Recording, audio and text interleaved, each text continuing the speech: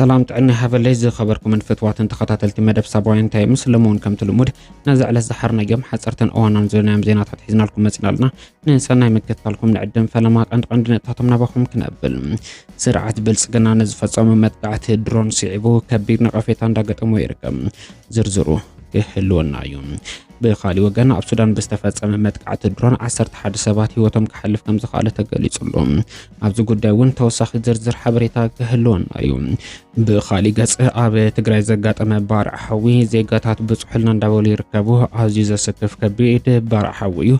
بزرزر نملكته قداون كخون يوم أب تجري زتفاصم متقعت درون سيعبو لباو حاجوسهم زقالص زلو تجارو عملتيتناون نكاف لكم حبريتا كهلويو حبيركم نصنحو مس بيزنس زيناتاتن ناي وصا زيناتاتن زتتحزتو سخت حبريتا كنكاف لكم هنا ببزلخمو سنا صنحيت لايك كومنت شير سبسكرايب مغبار ايزنغو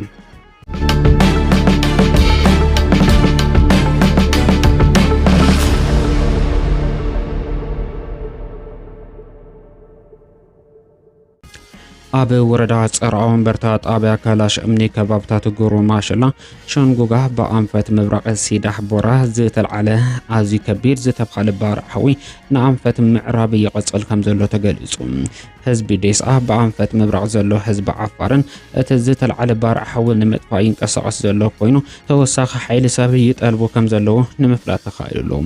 ازي حدقا بارع حوي جانا زخف قدات كيابسحن زمل كتامه منقستوان أكلاتنا كنبرت تخبابي أدلا يستفحال من قسقاس قورو كم زقبام زبصحنا ناي بصحولنا صاوعيت يملاختم መንግስቲ ኢትዮጵያ ኣብ ትግራይ ብድሮን ዝፈጸመ መጥቃዕቲ ከም ዝኾነን ማተኣሰ ገሊጹ ማሕበር ተጋሩ ሰሜን ኣሜሪካ ነቲ መንግስቲ ኢትዮጵያ ኣብ ገመሃሎ ኣብ ልዕሊ ሰላማውያን ሰባትን ካልኦት ኣብ መዓልታዊ ንጥፈታት ዝሳተፉ ዝነበሩ ኣካላት ዝፈነው ናይ ድሮን መጥቃዕቲ ብጽኑዕ ከም ዝኾነን ኣብ ዘውፅኦ መግለጺ እቲ ዘይግቡእ ግፍዓዊ መጥቃዕቲ ኣብ ህይወት ኣካልን ንብረትን ጉድኣት ኣስዒቡ ዝበለ ማሕበር ተጋሩ ሰሜን ኣሜሪካ እዚ ይቕረጽ ዘይበሃሉ ግፍዓዊ ፍጻመ ብዝበጽሐ ጉድኣት ዝተሰምዖ عميق حزن بمقلص نسدرا بيت اتهم قدات نخلهم قدات زبصحهم سبات مصنعنا تمنيلهم منجست إثيوبيا نسلام زي قبل حيل كم زخنم نزمت قعت زي بمفناو نتي اب 2020 زي بقصو تግራይ ናይ መጽናት ወራሪ ይቀጽለሉ ከም ዘሎ ዘመላኽት ምዃኑን ወሲኹ ጠቂሱሎም እዚ መጥቃዕቲ ነቲ ኣብ ፕሪቶሪያ ዝተፈረመ ስምምዕ ደው ምባል ተጻብኦ ከምኡን እህጉራዊ ሕግታት ሰብኣዊ መሰልን ዘፈርስን ዝጥሕስን ከቢድ ጥፍኣት ከም ምዃኑ ማሕበረሰብ ዓለምን ኩሎም ፈተውቲ ሰላም ሓይልታት ክኾኑን እቶም በሓገዝ መንግስቲ አብይ አሕመድ ኣብ ሉዓላዊ መሬት ትግራይ ነቂቶም ዘለው ዕጡቃት ኣምሓራ ንኽወፁ ዘድሊ ጸቕጢ ክገብር ንጽውዕ ክብል ወሲኹ ሓቢሩሎም ኣብዚ ጽንኩር እዋን እዚ ኩሉ ትግራዋይ ሓድነቱ ኣስጢሙ ረብሓታት ትግራይ ንምሕላው ኣብ ጎኒ ህዝቢ ትግራይ ደው ክብል ጸውዒት ኣቕሪቦም ኣለዉ ማሕበር ተጋሩ ሰሜን ኣሜሪካ ንህዝብን ሓይልታት ጸጥታ ትግራይ ነቕዝ ዘይብል ልባዊ ድጋፍ ከም ዘለዎ ዳግምና ክነረጋግጽ ንፈቱ ክብል ኣብቲ ዘርግሖ መግለጺ ቀሪሱሎም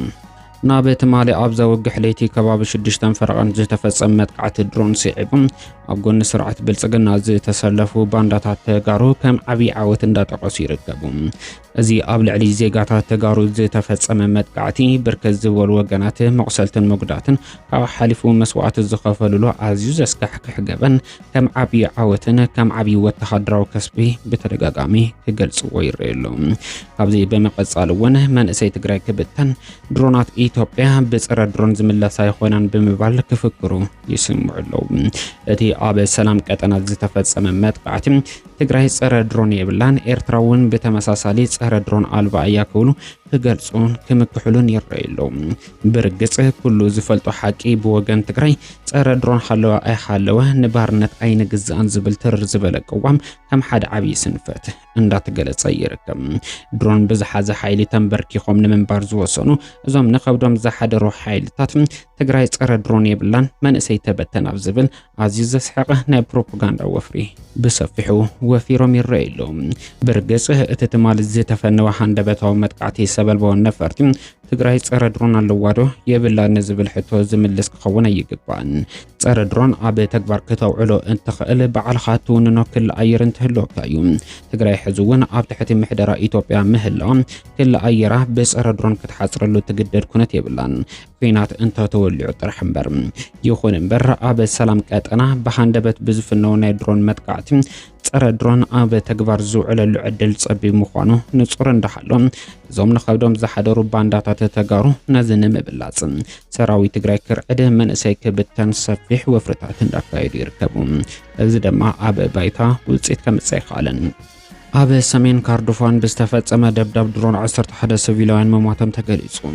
ኣብ ሱዳን ክፍለ ሃገር ሰሜን ካርዶፋን ኣብ ዝርከብ ሓደ ዕዳጋ ብዝተፈጸመ ደብዳብ ድሮን ብውሕዱ 11 ሲቪላት ከም ዝተቐተሉ ካልኦት 10ታት ድማ ከም ዝቆሰሉ ሓደ ጉጅለ ተጣባቂ መሰላት ኣፍሊጡ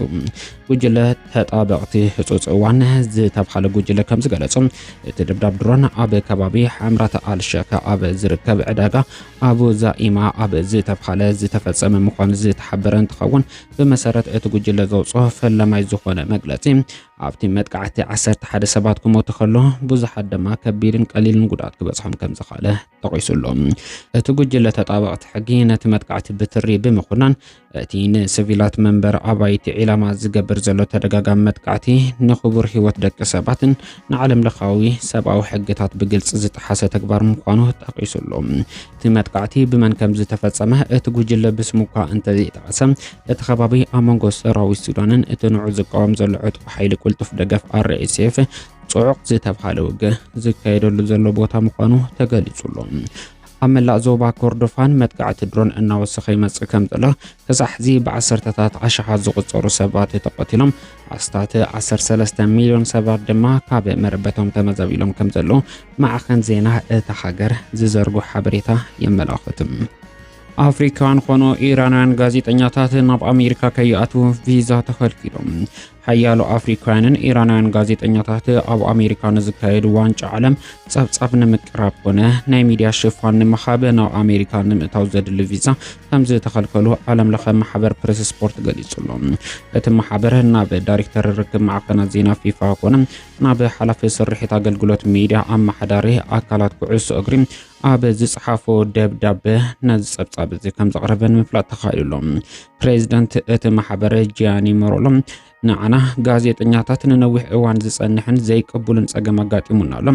እዚ ማለት ንቐጻሊ ተፈላጥነት ዘለዎም መሳርሕትና መእተዊ ቪዛ ተኸልኪሎም ኣለዉ ይክብል ገሊጹሎም ፊፋ ዝከኣሎ ክገብር ዝጸውዐ እቲ ፕሬዚደንት እቶም ጋዜጠኛታት ብተስፋ ይጽበዩ ከም ዘለዉ ምጥቃሱ እውን ንምፍላጥ ተኻኢሉሎም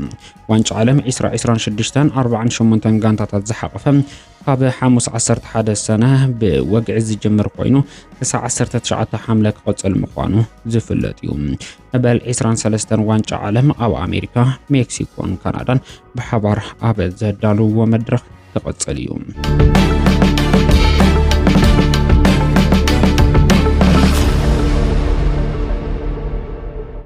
ኣብ መወዳእታ ናብ ቢዝነስ ዜናታትና ክነስግረኩም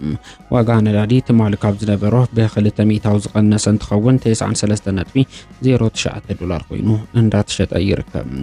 2.69 ዝቐነሰ ዘይተጻርየ ናይ ኣሜሪካ ነዳዲ ድማ ብ9.54 ዶላር እንዳተሸጠ ይርከብ ኣብ ዕዳጋ ክሪፕቶ ከም ቢትኮይንን ኢተሪየምን ዝበሉ ክሪፕቶታት ውስን ወሰኽ ሪኦም ኣለዉ በዚ መሰረት 2.2 ወሰኽ ዘርአየ ቢትኮይን 62,216.27 ዶላር እንዳተሸጠ ይርከብ 2.95 ወሰኽ ዘርአየ ኢተሪየም ድማ ትማሊ ካብ ዝነበሮ 1,500 ደይቡ ናብ 1,613.72 ዶላር ደይቡ ከም ዝርከብ ንምፍላጥ ተኻኢሉሎም ብ3.29 ዝቐነሰ ወርቂ ድማ ሓደ ኦንስ ብ4,327.88 ዶላር እንዳተሸጠ ይርከብ ኣብ ዕዳጋ ተመን ሸርፍ ወፃኢ ኢትዮጵያ 1 ዶላር ሕዚ እውን ከምቲ ዝተለመደ ብ159.7 ብር ተዓዲጉ ብ162.6 ብር እንዳተሸጠ ይርከብ ሕጋውያን ናይ ውልቀት ትካላት ማለት እውን ገንዘብ ዶላር ዘሽርፉ ፎሬክስ ትካላት ድማ ኣብ ኢትዮጵያ ና 1 ዶላር ብ177 ዶላር እንዳሽረፍዎ ከም ዝርከቡ ንምፍላጥ ተኻኢሉሎም